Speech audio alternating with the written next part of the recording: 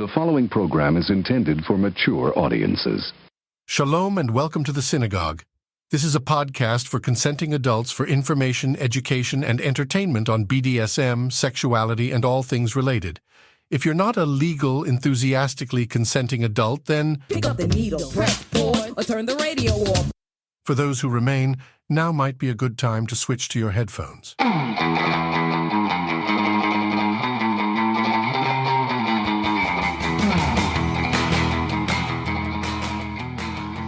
Welcome to the SINagoguge. I am your host, and they call me the Rabbi. Pretty fly for a rabbi. I put the sin in synagogue, and I am a cisgender, ambimorous, gynesexual, sadistic, bratty, daddy dom. Sex therapist by day, kink educator by night, and in both these roles, I help people make their kink a religious experience. While I am a mental health professional, this podcast is for educational and entertainment purposes only and is not a replacement for therapy. Seek out the assistance of a trained professional for help with your specific situation. Hosting with me today is my partner, my ADHD squirrel wrangler, my submissive, my brat, my pony, or just my little pony.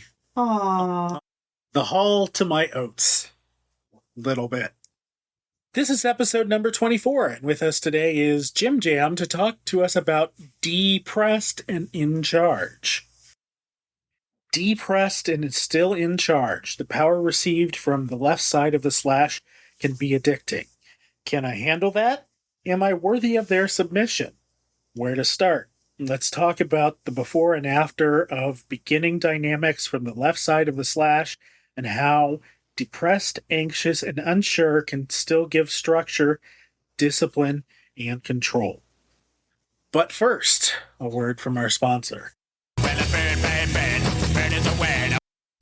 JimJam started in Kink around 2017 after attending his first leather convention. Finding cigars, blood, and all the fun sadistic things in between, he started to branch out and learn all he could. His current focus is growth in education, challenging the stigmas within communities. Thank you for being here in the SINagoguge. Let's talk about depressed and in charge. Welcome. Yeah, thank you for having me. I'm excited to be here. Let's talk about depressed and in charge. What does that mean to you? A lot of what that means is really just understanding that you can still be dominant and you can still be the left side in a power exchange while having various forms of mental issues, mental health issues, various flavors of neurospiciness. I personally have depression and ADHD, and I have still been able to hold dynamics in the past and have definitely learned a lot and grown a lot from what I've learned and kind of built from there. There are definitely a few things that I learned, went over, and kind of better understood about myself over the last 3 dynamics that I've had. Kind of starting out in my previous dynamics, I kind of didn't really know what I was doing, especially being newer to kink and dynamics itself. So I had to kind of go off of what I could learn in various forms of media, podcasts, books, things like that. And a lot of it kind of had that domly dom hard vibe to it. Sure. And I tried to be that, and it definitely didn't go well. It definitely ended in problems and ended in really me being exhausted because I couldn't put on that mask for so long. At certain points, I would give protocols, or I would want to have like this list of things that we're going to do. And my S-type is going to do those things, and it's going to be great. And then I slowly realized that I had to also be making sure that those were being done. And I had to put in just as much effort into making sure that these protocols got completed and these rules were followed. And having ADHD, I forgot a lot of the time. And that definitely caused its own form of issues and caused its own form of problems in the dynamics itself. So I had to do a lot of introspection and a lot of thinking of, okay, well, what are maybe some things that I can build into a dynamic, or what are some things that I can talk about that will help me in my day-to-day life, will help me during my low depressive days, or will help me with forgetting these protocols. And so that has been a lot of work and a lot of introspection. Sure. I mean, I think there is this idea out there that to admit weakness is not a dumb thing, and admitting your depression very much is admitting weakness. How do you address that? I definitely have my own issues with that. Having depression, having any sort of weakness doesn't make you less than, doesn't make you less worthy to the person who chooses to call you a dominant, who chooses to submit to you. And you can still have those low days and it be okay.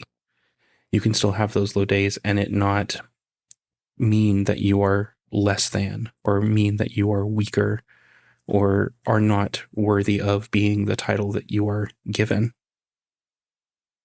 Sure. Well, I mean, I'll do my personal disclosure here.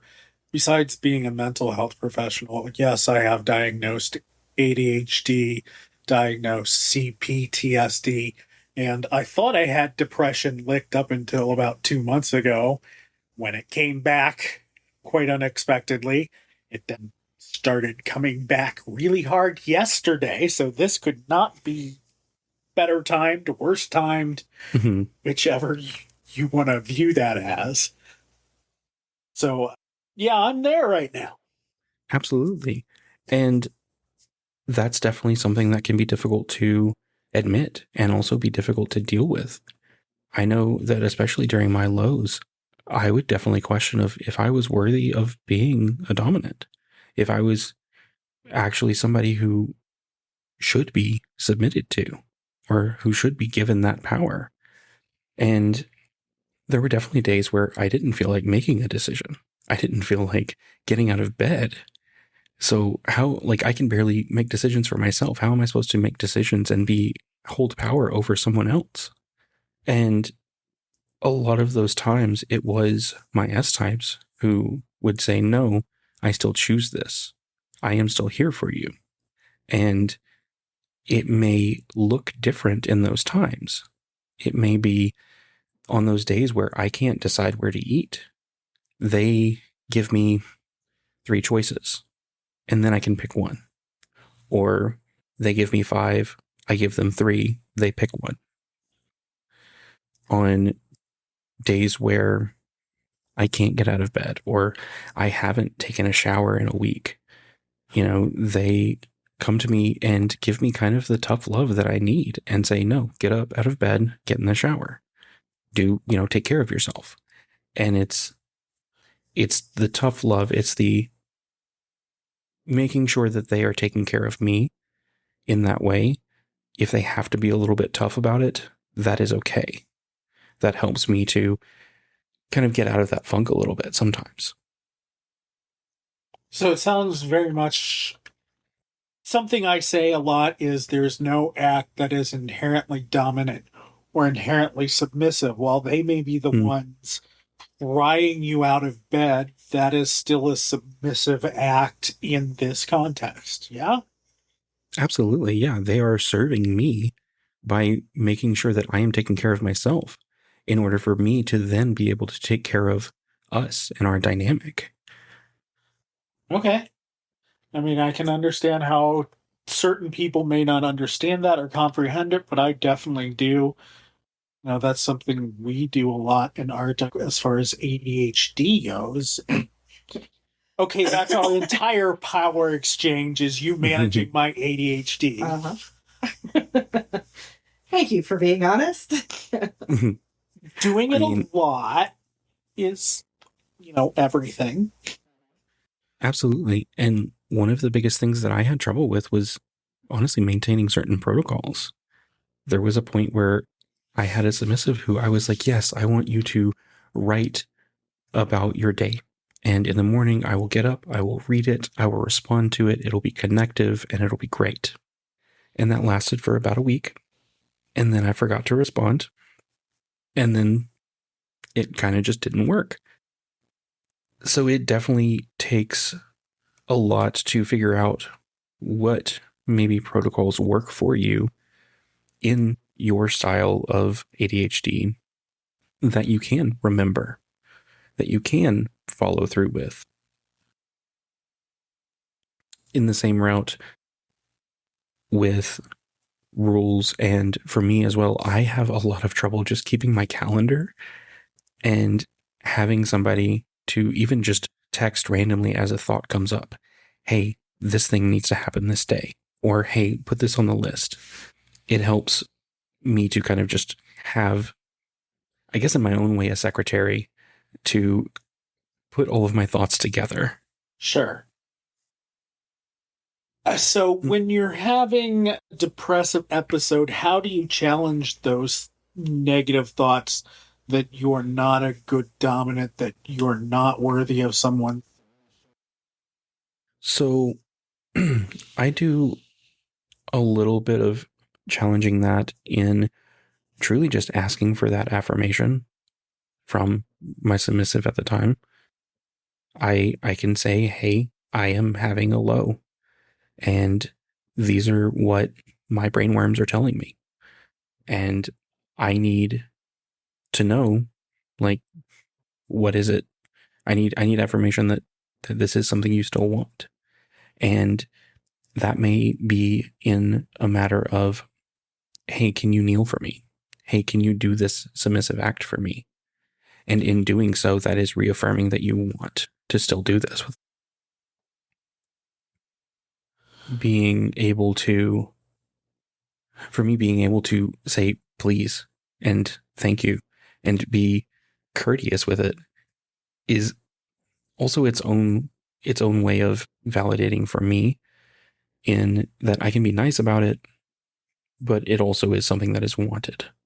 And it makes it easier for me to better understand that they want to be here, that they want to be by my side or at my feet or where they sit.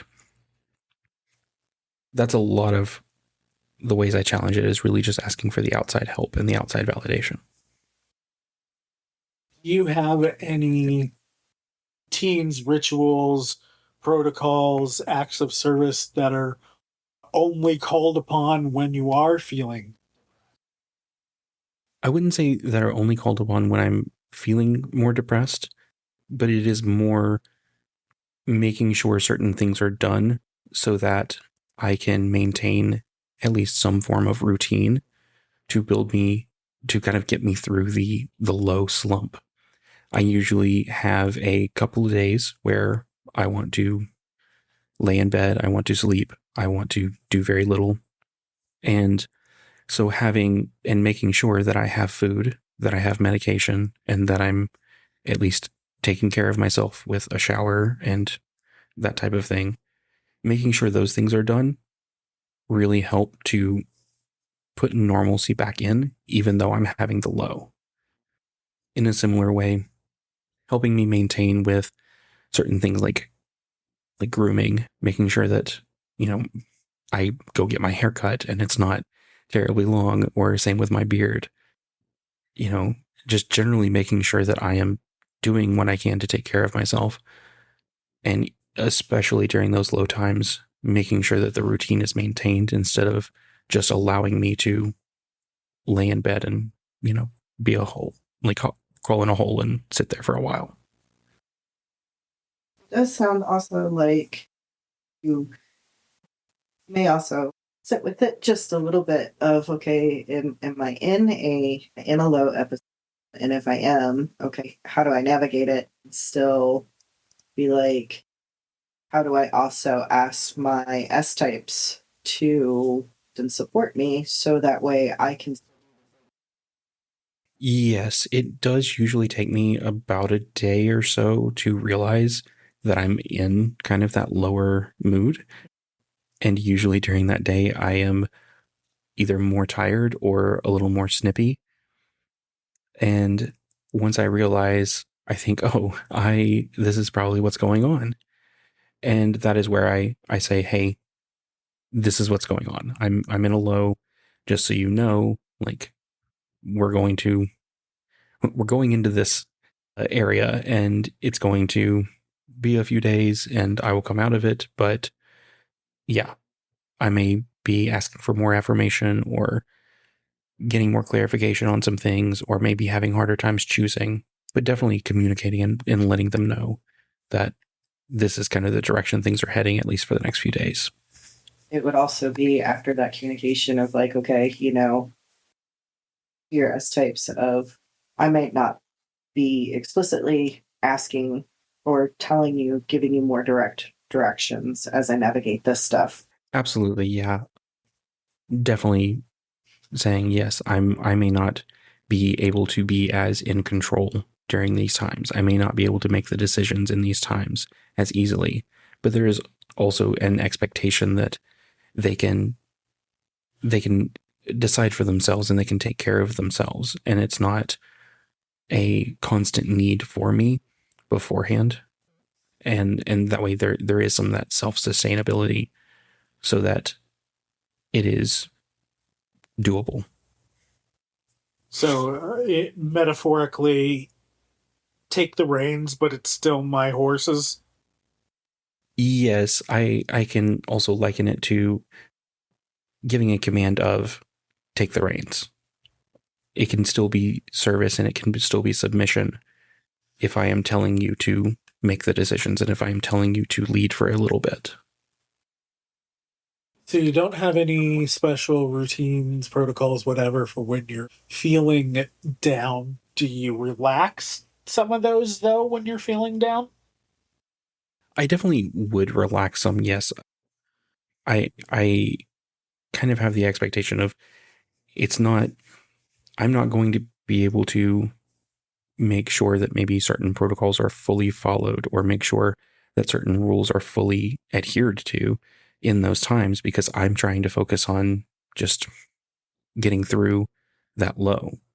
And it might be a thing of, okay, yes, things kind of loosen up and aren't necessarily as, let's say, put together.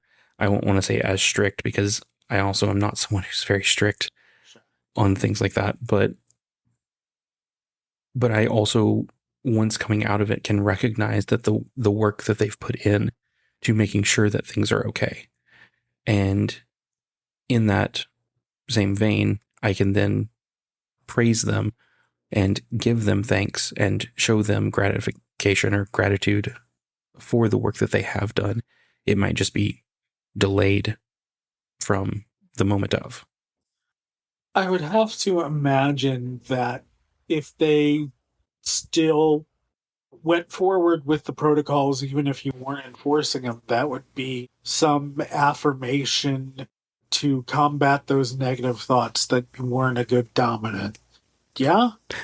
Absolutely. Yeah. That always helps. Knowing that they want to continue with the protocols and continue with the actions that are already set in place. Having that routine and maintaining that routine and seeing that they want to maintain that routine is absolutely helps with that validation. Does it require a different approach if it's a longer depression? I mean, I've had depressive episodes many, many years ago that lasted for years, but let's just say a month or 2 or 3. I think there's definitely a point where if the depressive episodes are lasting for a longer point, especially for me and in my situations, I would expect at least a little bit more more of the, I call it tough love in its own way, but just making sure I am taking care of myself in order to kind of hopefully come out of. If it's becoming a longer scenario, then the question becomes, is my medication working correctly? Am I taking it correctly? What are some things that are changing that I need to look at more? Do I need to go ahead and schedule a doctor's appointment and get in with that? Am I consistently going to therapy? What are some ways that I can work to come out of this slump? And if it is something that is consistently low and I do not feel like I can personally consistently, let's say, maintain a dynamic with someone, then it may be, or they feel like they are not receiving what they need in the dynamic, then I think that would be a point where let's have a conversation about what we need to do moving forward. Do we want to continue this until things get better, or do we want to maybe see about a pause or a alteration of whatever these protocols or rules are that we have already? What are some ways that we can make this easier? And is this the cause of maybe some of the stress that are causing this longer term depression? Because that is also an option. For you, where is power exchange and making somebody else responsible for? I think that I am always going to be responsible for my mental health. It is more, I think the power exchange is just helping me to maintain the routine that I have in order to mitigate the mental health that I experience, in order to mitigate the fluctuations that I can have. I mean, I didn't think of this when I was asking the question, but definitely popped into my head afterwards. There's something I tell my clients who are in a relationship with somebody who is not mentally well, regardless of what that diagnosis is. You know, you love them, so accommodate them, but don't adapt to their illness. Don't put yourself into pain for their mental illness, but, you know, if you can make small changes that aren't a big deal and help them out, by all means, do that. Absolutely. I completely agree with that. If somebody is changing completely for me or is making themselves consistently uncomfortable to better me and better my life, that doesn't sit well with me. Because as well as a D-type, part of that is making sure that my S-type is also taken care of and is also being the best that they can be. And so if they are hurting themselves for me in certain ways, in ways that I don't necessarily agree to, then something has to change. Finding ways that you can, yes, adapt to instead of accommodate. So what advice would you give to an S-type to help their depressed D-type? The biggest thing, and I know it's talked about a lot, and the kind of obvious answer is just to communicate. Hopefully at least the D-type is going to know what they will need in those times. Definitely talking about it not during a, say, depressive episode or say any sort of time like that, but even beforehand, and say, hey, if this is happening, what is it that you need? Or what are things that I can do to help? And can you do those things? Does that make sense for you as an S-type to do those? If not, then again, how can you adapt and maintain the dynamic while those situations are happening? Say in a different case, instead of depression, say for the case of just ADHD, that's kind of a consistent thing. So as an S-type, what can you do to help that? And is there going to be issues if protocols are forgotten, or if things are forgotten?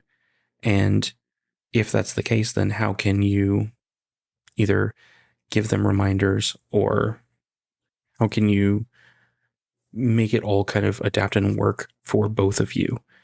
For me, in forgetting protocols very easily sometimes and forgetting to keep up with things sometimes, I know that for an S-type, it can be frustrating to consistently then say, hey, I did this protocol. Hey, by the way, I did this, and giving updates. So maybe there's something that can be done kind of in a middle ground. Maybe there's a whiteboard on the refrigerator that you can have a list of the protocols and you check them off as you go through them. And that way it can still be seen, and it's something that gets walked past every day. There can be a lot of different ways to make sure that you're both getting fulfilled in the dynamic while being aware and cognizant of the differences you have in mental abilities. I mean, I would definitely, add to that, like you do with aftercare when the depressive episode is over. Okay, how did that go? What can be done better? What went well? What didn't go? Absolutely. Yeah. Having a sit down afterwards and saying, hey, was this good? Is this what did this help at all? If it didn't, what could have helped? What could have been done better? Or, what did you like? What didn't you like? Absolutely. Okay. So do you have any suggestions for people like me who the first sign of depression is their communication goes to shit? I mean, the biggest thing is if you know that that's going to happen, then make sure it is known before it happens. Make sure it is something that is talked about beforehand, and that you have some sort of either game plan or not. And knowing that kind of going in, I think is the biggest part. And that is also going to take a bit of introspection, especially on the D-type side of, okay, I know I get these lows. What is it that I need? How do I take care of myself without a dynamic, without a submissive? And what are ways that I have to take care of myself? And then consider what are ways then that an S-type can come in and help me with those and make it easier to make sure that I'm in a good space and make sure that I'm safe. I was going to say, that sounds very much like, you have a lot of self-awareness, how you navigate mental health, mental illness, lows, any of that. Be very self-aware before how does somebody else help me in additional. Absolutely. And I think that especially kind of looking at having a dynamic and coming into a dynamic as a D-type, also knowing what it is you need, not only what it is you need and what you want out of the dynamic to help benefit your life, but what is it that you can give in the same scenarios. And that definitely does take a lot of introspection and a lot of your own self-work of what is that I need? How can I exist without this before adding in a dynamic to improve your life or to benefit your life or to fulfill that part of you? I don't think that it is a need necessarily coming into a dynamic, but I definitely think that it is something that needs to be consistently worked on if you are, say, in a dynamic and don't have these questions answered. It might be good to answer them just in case. Okay. Would it also be safe if you are aware that be able to do anything to help you through because of how you've established your own routine, your own thing. That's not isn't necessarily a bad thing, but it is also one of those things that you communicated of, hey, for the next, week and a half or so, I'm probably going to be a jerk, but I have a routine that I'm going to go through, and this is going to help me kind of go through this stuff. I don't need your assistance with it because I have to do this way, and it could throw off and cause things to go on. So for those who have that type of routine to navigate through. Absolutely, yes. Being able to definitely say, oh, okay, look, I've got a routine. I know that, yes, this is about how long it's going to last. I'm going to let you know when it starts. And this is what I'm going to be doing. Definitely making sure that that's communicated.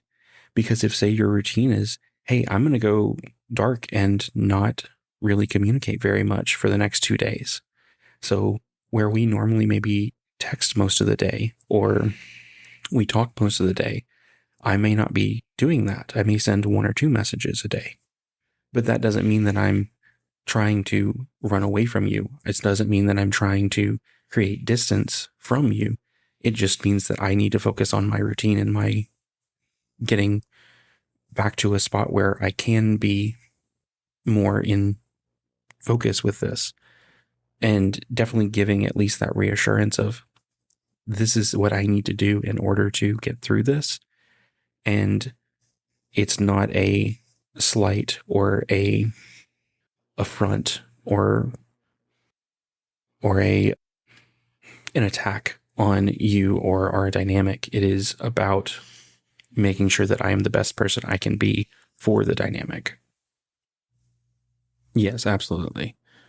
I mean, sometimes not me, but if you just know you're going to be an asshole for the next week because you're depressed, stay the fuck away from me because I don't want to have to apologize for all the crappy things I do.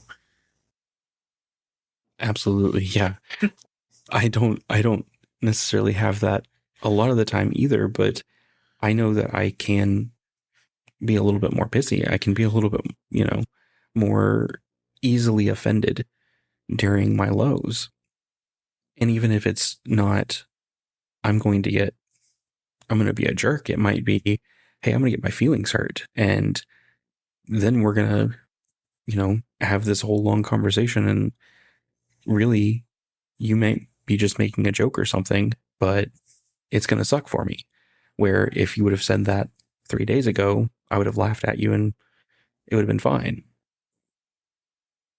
And one thing I did figure out for myself during this most recent bout of depression while my communication goes to shit, I do have 2-minute windows where I'm fine, and then I'll send off a text saying, I am not doing well right now.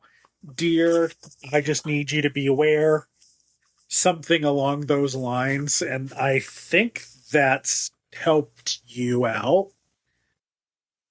Yeah, sometimes that helps me out. And it's always helpful in that because of timing to be like, hey, I'm telling you this in the middle of the workday, especially if it comes across of, okay, fix it. that as an S-type isn't necessarily helpful on any account of, hey, I'm going to shoot you off a text that my mental health is bad. And, okay, productive. And just general advice for anybody who has any sort of difficulties with depression, anxiety, anything like that. Have your partner turn off their read receipts. Yeah, because overanalyzing stuff like that is definitely not a good or a low mental health spot. Right. Overanalyzing that creates unnecessary issues. Yeah, I went through the whole gamut of emotions the other day because it took her 4 minutes from the time she read it till she responded. While I was at work. Yeah, and that was not at all on you. That was all on me. Mm-hmm. And as soon as you replied, I said, by the way, can you turn off your read receipts, please? Mm-hmm. Yeah, you said only took me 4. I know. It's so that's a whole nother thing, but still, it creates unnecessary issues and it creates different things, especially when the person's feeling low. And then if you are feeling low, you can create your own spiral of things. Absolutely. That is actually a really good suggestion of turning off the read receipts. I hadn't thought about that, and I'm definitely going to add that to a list for me, because I have definitely experienced a full multiple times over types of emotions just because I sent a message and it was read but not responded to quickly enough, or I would send something and I would see the little dots of their typing. That also gives me anxiety at times. One thing I would also suggest as well would be if you are saying to your S-type, hey, I am in a low, today's going to suck, that kind of thing, whatever it is. If the inclination is or does feel like, hey, fix it, a response could be something like, how can I help that? Or do you need me to help that?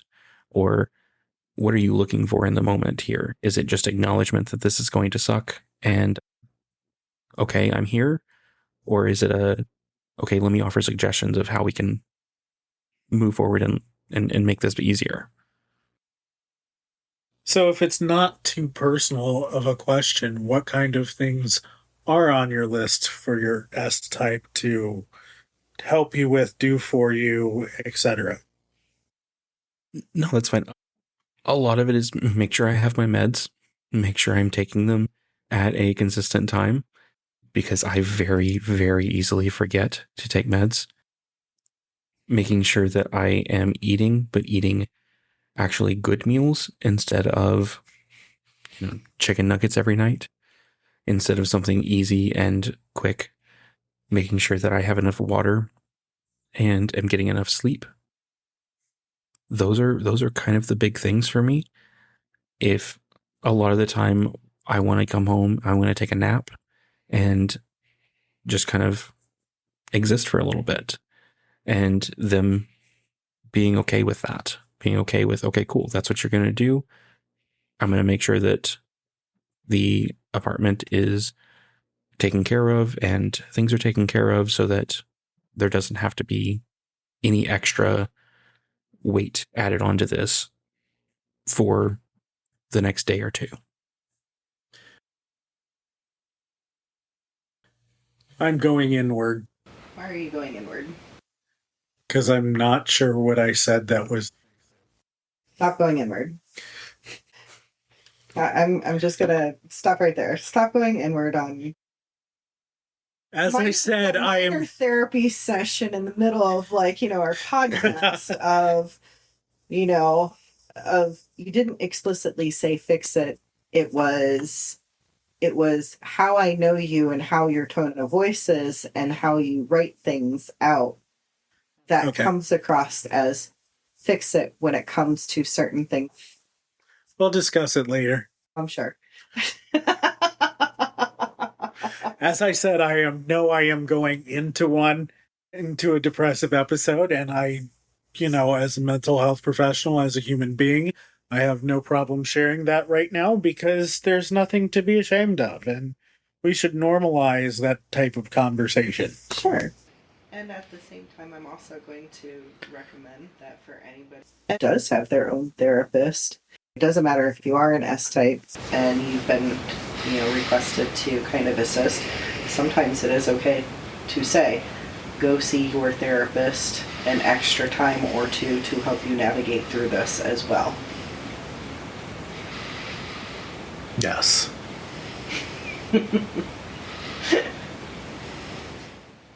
Sorry. We still have you?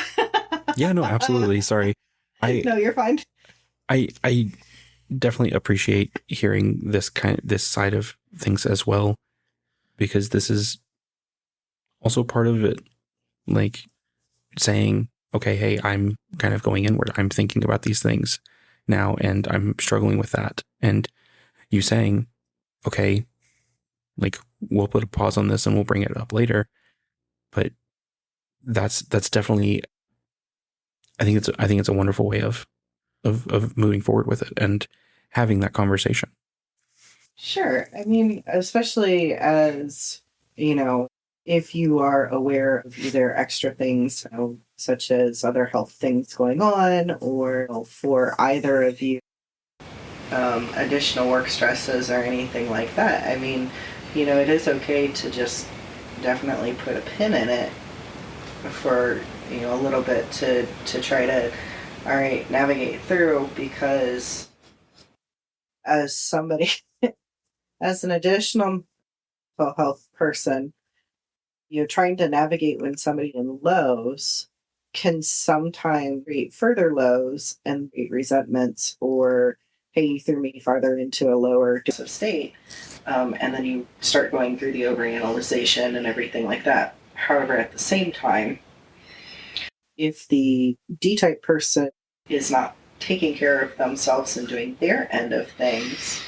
then it is also one of those really hard things as an S-type to be like, okay, I'm going to try to help you to navigate it, but I still need you to be a grown adult and own your own shit to help navigate it through. And if I don't have the spoons as things to be able to make it through when the low is still happening, you may not have an option, especially if it's been going on for longer than a week. So. Absolutely. That can always be hard. Of course.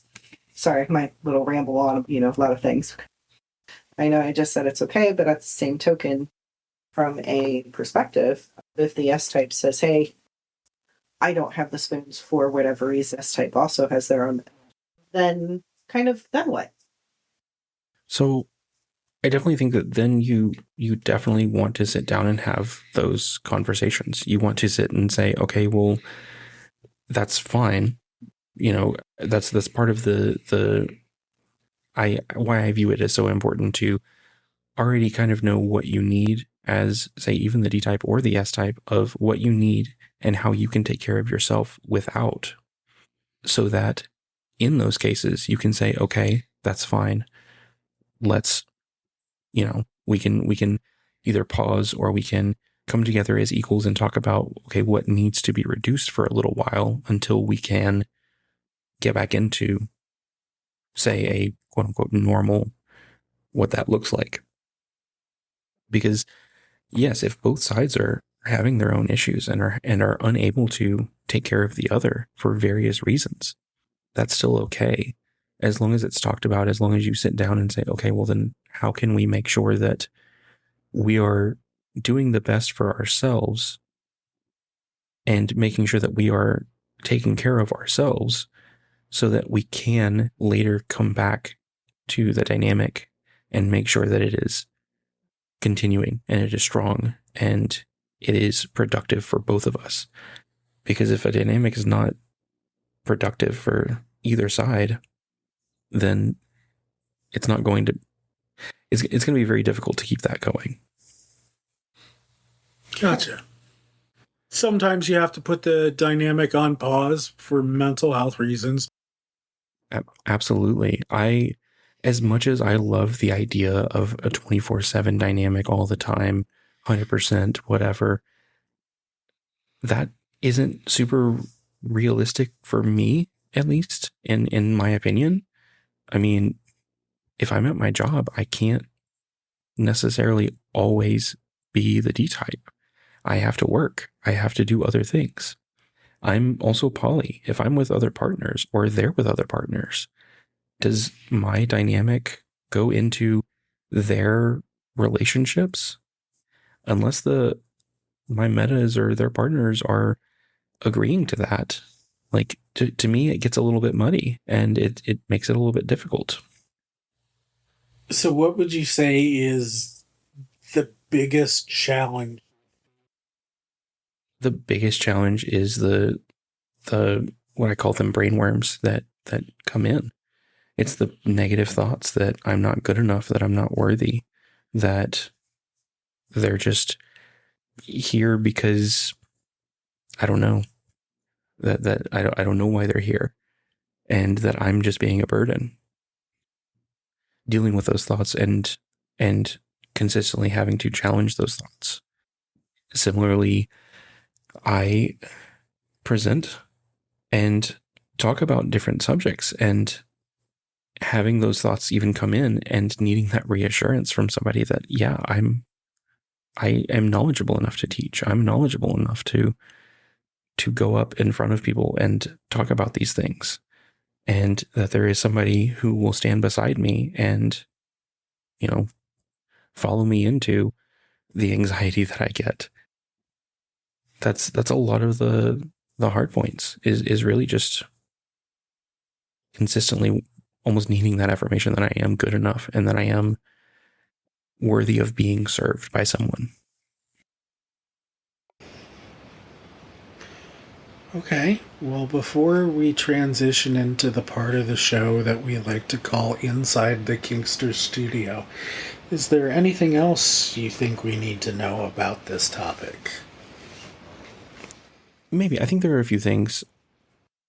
Another thing, so part of how I view, at least, power exchange, and in my way, a dynamic, is essentially the S-type giving that power to the D-type. But what I like to do is kind of take that and put it to the side and not add it to my own power, so that I'm not gaining power, if that makes sense.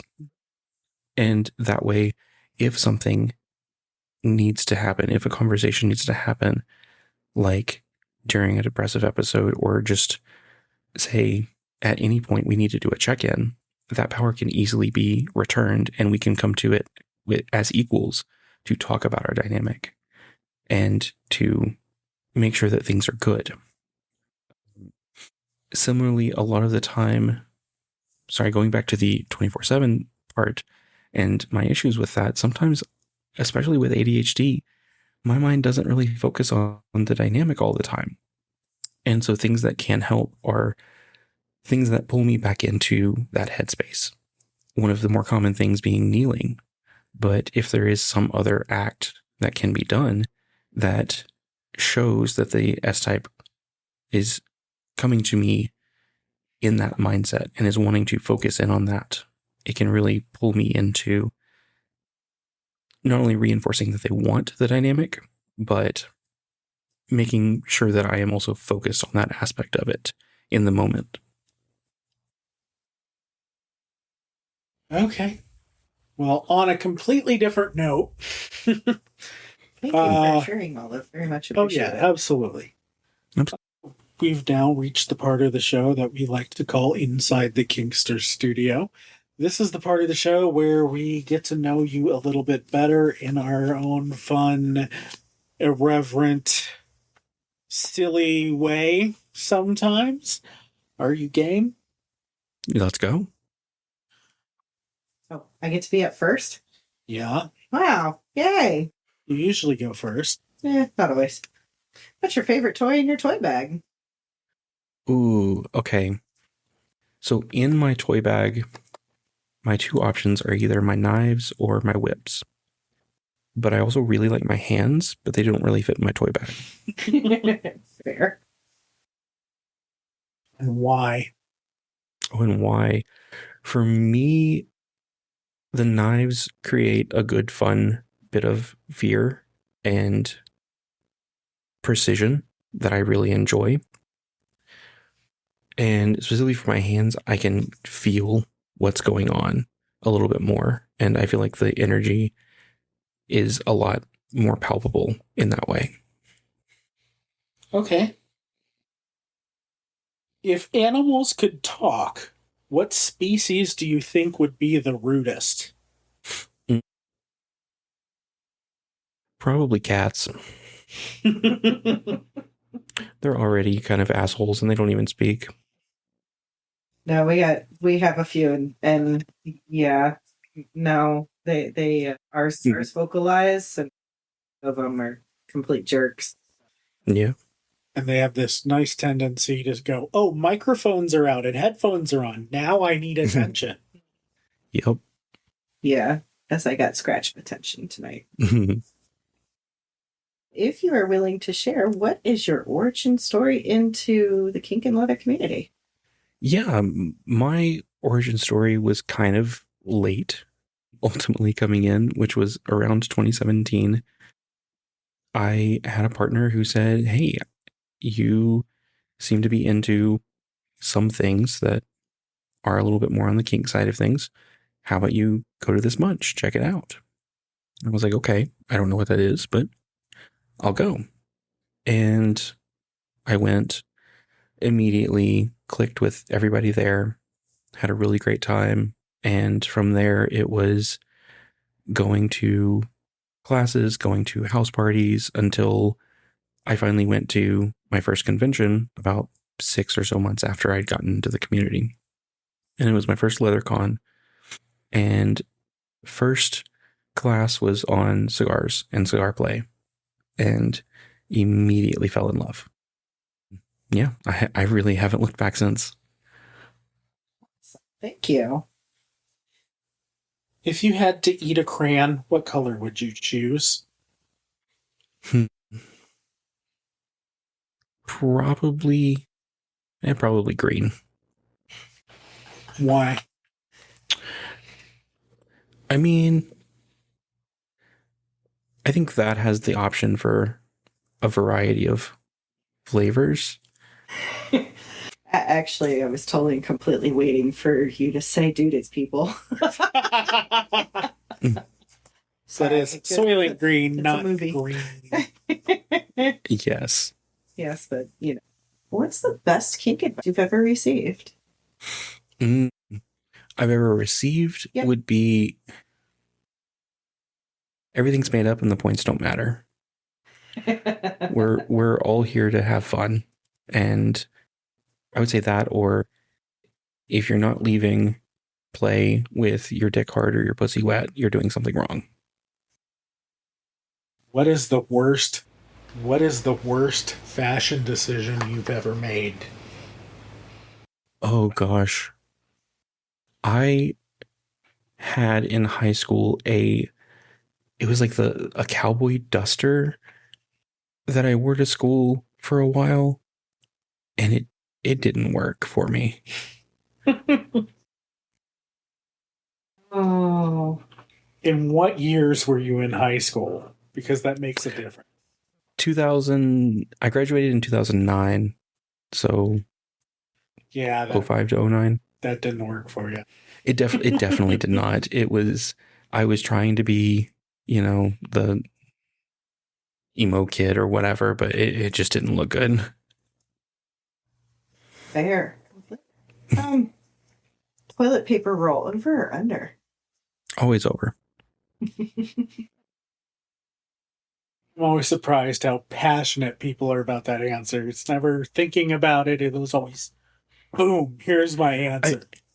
I can understand the argument for under for, say, like having cats. But at the same time, I'm efficient. I need to get it out quick. Like, over is the only way to go for me. I really hate when I'm someplace and roll the toilet paper roll around. Nothing has come apart to be able to be like, all right, so you go the other way because it's annoying, and nothing happens, and you're like, the hell? And it's already been like, it's not that the toilet paper is stuck to each other type thing. It's just like, it's not a new roll, that type thing. And it's just like, where the hell is it? And this is not cool. And I'm really start to take apart this damn thing in order to get to the toilet. First world problems. Yes, that is always a tough situation. Due to a mad scientist experiment starting tomorrow, you are going to have a condiment come out of your belly button. But you get to choose the condiment. Which one are you picking? Is this, I get to have it come out at will, or is it just a constant leakage? At will. We'll go with at will. Hot sauce, buffalo sauce. Would it change your answer if it was a leakage? Yes, it would. I don't know what to, but maybe mustard, if that was the case.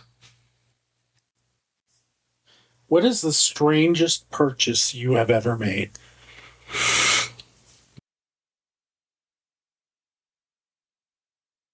That is a good question. I would think the strangest purchase, let's say I've made recently, was a fun little toy project that I am working on where I'm taking acupressure discs and I'm gluing them to bra inserts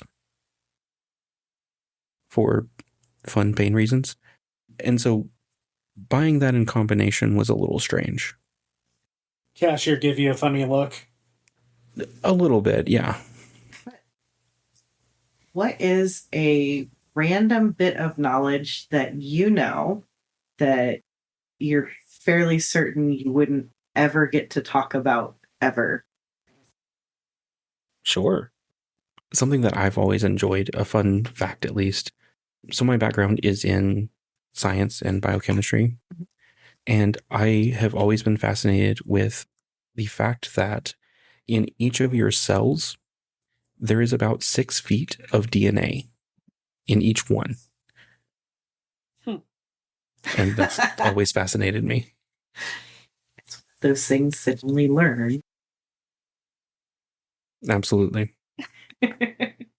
What was your first ever screen name or email address that you picked for yourself, and why did you pick it? So, oh gosh. Okay, so it was a precursor to my current name, JimJam. It was Jim Was Here. And I picked it because I was using it for my gamer tag forever. And the fun story was how it was written out. I had somebody be really confused and thought that my name was Jim Washer E for some reason. So it eventually evolved to that for a little while before it became what it is now. But yeah, Jim Was Here was my original kind of name from way back. Gotcha. Jim Washery. Mm-hmm. That sounds like the kind of mistake I would make, though. So, So you now get entrance move. Eloquently point.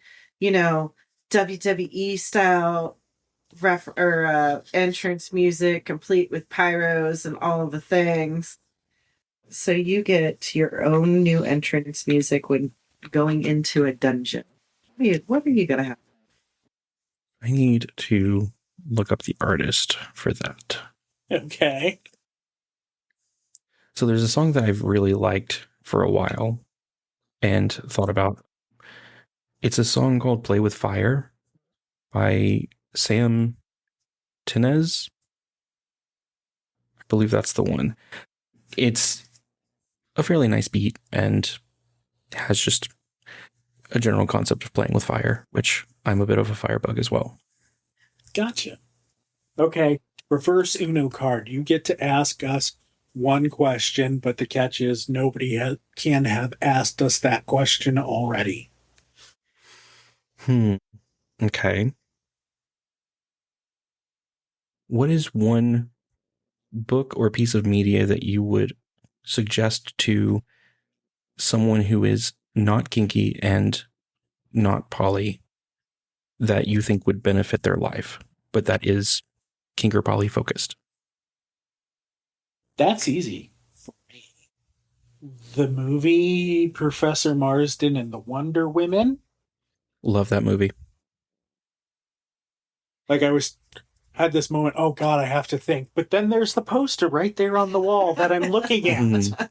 Like, oh no, haha, just kidding, I don't have to think. There's the poster right there to give me an answer. And here I would have thought that you would have, picked one of the books that you've recommended to other new therapists that haven't came into... Well, I opened up Amazon on my iPad to try to remember a name, and then I saw the poster, went, never mind, don't need to. I'm like, because I thought you had recommended, what was it, I know, I've gotten you several. They're on your bookcase. The Emotions of Normal People? Yeah, there's that too. which was written by... Yeah, that was one of the ones. But I'm also... There's also a good book out there, When Someone You Love Is Kinky. That was the other one that, yeah. All right. Final 2 questions. Our 2 favorite questions. What's your favorite curse word? Cunt. Wow! That is... But you are the second person to actually use that. I do believe. Congratulations. It's great. It's sharp and heavy and, And then my favorite question to ask to close out the show. If you had to have sex with a Muppet, which Muppet would it be and why? I mean, I feel like, at least for me, the obvious answer is Miss Piggy, because she's nasty. Mm-hmm. She's got a little bit of kinky in her, so definitely got to go her. Okay. If somebody wants to contact you or follow you on social media, how do they do that? Yeah. So contacting me and on social media, I'm on FET as JimJam of all trade. It would be JimJam of all trades, but that is too long for FET, apparently. So no S there. And then if you want to email me, JimJamofAllTrades@gmail.com. And I'm always happy to answer questions, happy to talk about anything. Yeah. Links to that in the show notes. But thank you for coming on the show. Yeah. You've been a great guest. I think the topic of the depressed dominant is a very important topic. Very unfortunately a taboo topic, but that's all the more reason that I wanted to have it on this show. Absolutely. Yeah. Thank you. You're very welcome. For our listeners, upcoming SINagogue in-person and virtual classes, Electric Mayhem 1 and 2, with and without the violet wand, body drumming, bratty daddies, and more, all listed on our website. Check it out for the details. But that is it. That's our show. Say goodnight, little bit. Good night, little bit.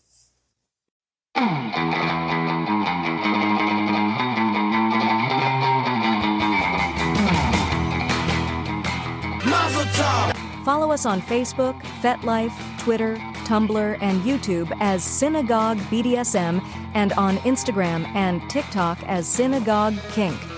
If you enjoyed or learned something from this podcast, consider making a donation via PayPal, Cash App, Venmo, Patreon, or Ko-fi. Username SINagogue, or find those links to all of those on our website, SINagogueBDSM.com. Remember, that's SINagogue with an I. Also on the website, links to past episodes, upcoming classes, book us as educators, shop our store, and more. SINagogue hosts and guests are subject matter experts but are not the expert. We believe that, outside of violating consent, there is no wrong way to do kink, except to think your way is the only way. This show is presented from a RAC, risk-aware consensual kink point of view, and not SSC, safe, sane, consensual, because every individual's definition of safe is different based on their own risk profile. The use of the word safe on this show fits our definition of safe, and that does not have to be your definition. Opinions expressed by guests on the show are those of the person expressing the opinion, not of the show. Just a reminder, we try to make our content as inclusive as possible, regardless of gender, orientation, role in the lifestyle, etc. But we do inherently speak from our own point of view. For the most part, substitute our identity with your own to make it work. We want to know when we make a mistake, so we can learn and grow from those mistakes. So if you feel like we did say something that is genuinely offensive, we encourage you to let us know.